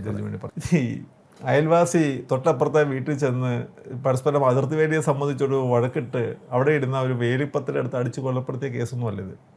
ഇതൊരു സംഘടനയാണ്. ക്യാമ്പസ് ഫ്രണ്ട് എന്ന് പറയുന്ന സംഘടന കേരളത്തിലെ ക്യാമ്പസുകളിൽ നടത്തിയ കൊലപാതക പരമ്പരകളിൽ പ്രധാനമായ ഒരു കൊലപാതകമാണ് വിശാലിൻ്റേത്. സ്വാഭാവികമായും അതിനുള്ള ഒരുപാട് മുന്നൊരുക്കങ്ങൾ അതിന് മുമ്പ് തന്നെ നടന്നു. കേസിൻ്റെ മോട്ടീവ് എന്ന് തന്നെ പറയുന്നത് വിശാൽ താമസിക്കുന്ന കോട്ട എന്ന് പറയുന്ന പ്രദേശത്തെ ലവ് ജിഹാദ് പ്രവർത്തനങ്ങളെ വിശാൽ എതിർത്തത് കൊണ്ടാണ് വിശാലിനോട് ഈ പക അവർക്കുണ്ടാകാൻ കാരണം. രണ്ടാമത് ക്യാമ്പസ് ഫ്രണ്ടിലെ പ്രവർത്തനങ്ങൾ ചെങ്ങന്നൂർ ക്രിസ്ത്യൻ കോളേജിൽ നടക്കുന്ന സമയത്ത് ABVPയുടെ പ്രവർത്തനങ്ങൾക്കായിട്ട് ABVP നഗർ ചുമതലയുള്ള വിശാൽ എത്തുന്ന സമയത്ത് വിശാലിനെ അവർ നോട്ടം വിട്ടിരുന്നു. അപ്പോൾ സ്വാഭാവികമായും വിദ്യാർത്ഥി സംഘടനകളിൽ പെട്ടെന്ന പുറത്തു നിന്നുള്ളവരും ആ കോളേജിലെ വിദ്യാർത്ഥികളും ഒക്കെ എത്തുന്ന സമയമാണ് നവാഗതർക്ക് സ്വാഗതം കൊടുക്കുന്ന ഒരു ചടങ്ങ്. അപ്പോൾ അവിടെ വിശാൽ എത്തുമെന്ന് ഉറപ്പാണ്. എതിർ രാഷ്ട്രീയ പ്രസ്ഥാനത്തിലുള്ളവർക്ക് വിശാൽ ആ സമയത്ത് എത്തും എന്നുള്ളത് ഉറപ്പാണ്. അപ്പോൾ അങ്ങനെ എതിർ രാഷ്ട്രീയ പ്രസ്ഥാനത്തിലുള്ളവർ അതിനുവേണ്ടിയുള്ള തയ്യാറെടുപ്പ് നടത്തുന്നതിന് വേണ്ടി അവർ ഒത്തുകൂടിയിരുന്നു. വിശാൽ കൊല ചെയ്യപ്പെടുന്നതിന് തൊട്ട് മുമ്പ്, ആ കൊല ചെയ്യപ്പെടുന്നതിന് തൊട്ട് മുമ്പ് ഇവർ ഒത്തുകൂടിയ കണ്ട ഒരു സാക്ഷിയുണ്ട്. അയാൾ ഈ ഒത്തുകൂടി എന്ന് പറയുന്നത് പബ്ലിക് റോഡിന് തൊട്ട് ചേർന്നുള്ള ഒരു വീടിൻ്റെ മുൻവശത്താണ് അവർ ഒത്തുകൂടിയത്. ആ ഒത്തുകൂടിയത് പബ്ലിക് റോഡിൽ കൂടി പോയ ഒരാൾ അത് കണ്ടു. അയാളെ വിശ്വസിക്കാൻ സാധിക്കത്തില്ല എന്നാണ് കോടതി പറഞ്ഞിരിക്കുന്നത്. എന്തുകൊണ്ടാണെന്നറിയോ? അയാൾക്കിപ്പോൾ ഒരു BJP അനുഭാവമുണ്ട്, അതുകൊണ്ട് അയാളെ വിശ്വസിക്കാൻ ഒക്കത്തില്ലെന്ന്. ഒരു BJP അനുഭാവമുണ്ട് എന്നുള്ളത് കൊണ്ട് അയാൾ പറയുന്നത് കള്ളമാകുമെന്ന് കോടതിക്ക് എങ്ങനെ പറയാൻ സാധിക്കും? അയാളൊരു BJPക്കാരനായിക്കോട്ടെ, അല്ലെങ്കിൽ അയാളൊരു BJPയുടെ നേതാവായിക്കോട്ടെ, പക്ഷേ അയാൾ കണ്ട ഒരു കാര്യം അയാൾ BJPക്കാരനായതുകൊണ്ട് പറയുന്നത് കള്ളമാണ് എന്ന് കോടതി എന്തടിസ്ഥാനത്തിലാണ് അത് ഫൈൻഡ് ചെയ്യാൻ സാധിക്കുന്നത്? മറ്റൊരു സംഗതി കൂടെ പറയട്ടെ. കൊലപാതകം കോടതിയുടെ ദൃഷ്ടിയിലാണെങ്കിൽ ഈ പ്രതികളെല്ലാം വളരെ നല്ലവരും ഈ നിഷ്കളങ്കരും നിരപരാധികളുമാണല്ലോ. അങ്ങനെയാണെങ്കിൽ കൊലപാതകം നടന്ന സ്ഥലത്തു നിന്ന് അന്ന് വൈകിട്ട് 4 മണിക്ക് ഈ കേസിലെ അന്വേഷണ ഉദ്യോഗസ്ഥൻ മഹസർ വിവരിച്ച് ബന്ധവസിലെടുത്ത ഒരു ID കാർഡുണ്ട്, ഒരു തിരിച്ചറിയൽ കാർഡ്. അത് 3-ാം പ്രതിയുടെ തിരിച്ചറിയൽ കാർഡാണ്. ഇതെങ്ങനെ അവിടെ എത്തി? കോടതി അതിനെക്കുറിച്ചും ഒരു അക്ഷരം പറയുന്നില്ലല്ലോ. അപ്പോൾ അതുകൊണ്ടാണ് ഞാൻ പറഞ്ഞത്, പ്രോസിക്യൂഷൻ ആവശ്യത്തിൽ കൂടുതൽ തെളിവുകളുള്ള ഒരു കേസിനകത്ത് ആ തെളിവുകളെ ഏതൊക്കെ തരത്തിൽ ഈ കേസിനകത്തെ പ്രതികൾക്കെതിരായിട്ടുള്ള സാഹചര്യങ്ങളായി നോക്കണം എന്നുള്ളതിനെ സംബന്ധിച്ച് ബഹുമാനപ്പെട്ട കേരള ഹൈക്കോടതിയുടെയും സുപ്രീം കോടതിയുടെയും 55ഓളം വിധികൾ പ്രോസിക്യൂഷൻ ഈ കേസ് ഹാജരാക്കിയിട്ടുണ്ട്. പക്ഷെ വളരെ വിരലിൽ എണ്ണാനൊക്കുന്ന വളരെ വിരൽ എണ്ണാവുന്നവ മാത്രമേ കോടതി ജഡ്ജ്മെൻറ്റ് റിപ്പോർട്ട് പറഞ്ഞിട്ടുള്ളൂ. ബാക്കിയുള്ളതെല്ലാം തമസ്കരിച്ചിരിക്കുകയാണ്. അപ്പോൾ ഈ തിരിച്ചറിയൽ കാർഡ്, ഈ കേസിലെ മൂന്നാം പ്രതി ഷെഫീഖിൻ്റെ തിരിച്ചറിയൽ കാർഡ് കൃത്യസ്ഥലത്തു നിന്നും വിശാലിന് കുത്തേറ്റതിന് തൊട്ട് സമീപത്തു നിന്ന് തന്നെ ലഭിക്കുകയുണ്ടായി. ഈ ഷെഫീഖ് എന്ന് പറയുന്ന ആൾ, കുത്തയ ആൾ ആ കോളേജിലെ വിദ്യാർത്ഥിയല്ല. അയാൾ ആ ദിവസം അവിടെ അഡ്മിഷൻ എടുത്ത വിദ്യാർത്ഥിയുമല്ല. സ്വാഭാവികമായും അയാൾ അവിടെ എത്തേണ്ട ആളുമല്ല. അയാൾ അത് സമീപ പ്രദേശത്ത് വസിക്കുന്ന ആളുമല്ല. അയാൾ കിലോമീറ്ററോളം അകലെ താമസിക്കുന്ന ഒരാളാണ്. അവിടെയാണ് വരുന്നത് സ്വാഭാവികമായും വിശാലിനെ കൊലപ്പെടുത്തുക എന്നുള്ള ലക്ഷ്യത്തോടു കൂടി കത്തിയും കൊണ്ട് ഇവരവിടെ എത്തുന്നു. അങ്ങനെ എത്തണമെന്നുണ്ടെങ്കിൽ ഒരു ഗൂഢാലോചന അതിന് പിന്നിലുണ്ട്. ആ ഗൂഢാലോചന തെളിയിക്കാൻ വേണ്ടി വിസ്തരിക്കപ്പെട്ട സാക്ഷി അയാൾ കൃത്യമായി കോടതിയിൽ പറഞ്ഞു, ഞാൻ ഇന്ന സ്ഥലത്ത് വെച്ച് ഇങ്ങനെ കണ്ടതാണ്. അപ്പോൾ ഞാൻ സൂചിപ്പിച്ചതുപോലെ BJP-കാരനാണ് അല്ലെങ്കിൽ ABP-യുടെ അനുഭാവിയാണ് എന്നുള്ളൊരു കാരണം കൊണ്ട് അയാളുടെ മൊഴി വിശ്വസിക്കത്തില്ലെന്നൊക്കെ പറയുന്നത് ബാഴ്സം തന്നെയാണ്. അപ്പോൾ അതുകൊണ്ടാണ് ഞാൻ പറഞ്ഞത് ഇത് പാടില്ല, അത് വരരുത് എന്നുള്ള ഒരു നിർബന്ധ ബുദ്ധി ജഡ്ജ്മെൻറ്റിനകത്ത് പ്രകടിക്കപ്പെട്ടു എന്നാരെങ്കിലും സംശയം പറഞ്ഞു കഴിഞ്ഞാൽ അത് തെറ്റാണെന്ന് നമുക്ക് തോന്നുന്നില്ല. കാരണം ഇത് നമ്മൾ കണ്ടതാണ് ഇങ്ങനത്തെ സാഹചര്യങ്ങൾ. അത് ഒഴിവാക്കപ്പെടേണ്ടത് തന്നെയായിരുന്നു. ഇനി മറ്റൊരു സംഗതി, ജഡ്ജ്മെൻറ്റ് തയ്യാറാക്കിയപ്പോൾ തന്നെ വളരെ ഓഫ് ഹാൻഡഡായിട്ട് തയ്യാറാക്കിയപ്പെട്ട ഒരു ജഡ്ജ്മെൻറ്റ് പോലെ തോന്നിയത്. കാരണം ഇതിനകത്ത് ഈ ജഡ്ജ്മെൻറ്റ് എഴുതുന്ന സമയത്ത് ഈ പ്രതികളെ അറസ്റ്റ് ചെയ്തതിനെക്കുറിച്ചൊക്കെ കാണിക്കേണ്ടതുണ്ട്. ഈ കേസിൻ്റെ ജഡ്ജ്മെൻറ്റിനകത്ത് 2 പ്രതികളെ അറസ്റ്റ് ചെയ്ത തീയതി ജഡ്ജി സൂചിപ്പിച്ചിരുന്ന് നോക്കുവാണെങ്കിൽ, ഒന്ന് വിശാൽ കൊല്ലപ്പെടുന്നതിന് 2 ആഴ്ച മുമ്പും മറ്റൊന്ന് 3 ആഴ്ച മുമ്പും ഈ പ്രതികളെ അറസ്റ്റ് ചെയ്തു എന്നുള്ള തരത്തിലാണ് രേഖപ്പെടുത്തി കാണുന്നത്. അപ്പോൾ നോക്കൂ, ഇത്രയും വലിയൊരു കേസിനകത്ത് ഇത്രയും പ്രതികളെ വെറുതെ വിട്ടൊരു കേസിനകത്ത് എത്രമാത്രം അലക്ഷ്യമായി അശ്രദ്ധമായി തയ്യാറാക്കുന്ന ഒരു ജഡ്ജ്മെൻറ്റ്. സ്വാഭാവികമായി ഈ ജഡ്ജ്മെൻറ്റൊന്നും നിയമപരമായി നിലനിൽക്കത്തില്ല എന്നുള്ള 100% ഉറച്ച വിശ്വാസം ഞങ്ങൾക്കുണ്ട്. അതുകൊണ്ട് തന്നെ ഇത് അപ്പീലുമേൽ ഈ വിധി മാറ്റപ്പെടും. ഈ പ്രതികൾക്കെല്ലാം തക്കതായ ശിക്ഷ ലഭിക്കും എന്ന് തന്നെയാണ് ഇപ്പോഴും ഞങ്ങൾ വിശ്വസിക്കുന്നത്. നിലവിലത്തെ സ്ഥിതി എങ്ങനെയാണ് വിശാൽ കേസുമായി ബന്ധപ്പെട്ട് ഇനിയുള്ള പ്രോസിക്യൂഷൻ്റെ? അതിൽ ക്രൈംബ്രാഞ്ച് ഈ കേസിൽ സ്പെഷ്യൽ പ്രോസിക്യൂട്ടർ എന്നുള്ള രീതിയിൽ എൻ്റെ ഒപ്പീനിയൻ ചോദിച്ചിട്ടുണ്ട്. അതിൽ ഞാൻ വളരെ വിശദമായ രീതിയിൽ തന്നെ ഈ കേസിലെ വിധി എന്തുകൊണ്ട് നിലനിൽക്കുന്നില്ല എന്നുള്ളതിനെക്കുറിച്ചുള്ളൊരു ഒപ്പീനിയൻ ക്രൈംബ്രാഞ്ചിന് സമർപ്പിക്കുന്നുണ്ട്. ഞാൻ മനസ്സിലാക്കിയിടത്തോളം വിശാലിൻ്റെ മാതാപിതാക്കൾ വിക്ടിം അപ്പീൽ ഈ വിധിക്കെതിരായിട്ട് ഫയൽ ചെയ്യുന്നുണ്ട്. അത് കൂടാതെ പരിക്കുപറ്റിയ ആളുകൾ, ഈ കേസിനകത്ത് പരിക്കുപറ്റിയ അവരും ഇഞ്ചുവേർഡ് ഐ വിറ്റ്നസ്, അവരും വിക്ടിമിൻ്റെ പെർവ്യൂവിനകത്ത് തന്നെ വരുന്നവരാണ്. അവരും ശ്രീജിത്ത് അങ്ങനെയുള്ളവരൊക്കെ ഈ കേസിനകത്ത് ഈ വിധിയെ ചലഞ്ച് ചെയ്തുകൊണ്ട് ഹൈക്കോടതിയെ സമീപിക്കുകയാണ് ഉടൻ തന്നെ. സ്വാഭാവികമായും ഈ അപ്പീലുകളെല്ലാം തന്നെ വരുന്നുണ്ട്. ഈ വിധി ആ അപ്പീലുകളിലെല്ലാം തന്നെ ചോദ്യം ചെയ്യപ്പെടും. കൃത്യമായ തെളിവുകൾ പ്രോസിക്യൂഷൻ അനുകൂലമായിട്ടുള്ളൊരു കേസായതുകൊണ്ടും ഇത് ശരിയായ റീസണിങ്ങിൻ്റെയോ ശരിയായ ജഡ്ജ്മെൻറ്റിൻ്റെയോ അടിസ്ഥാനത്തിലുണ്ടായ ഒരു വിധി അല്ലാത്തത് കൊണ്ടും ഈ വിധി മാറ്റപ്പെടും. ഒരു സംശയമില്ല കാര്യത്തിൽ എനിക്ക്.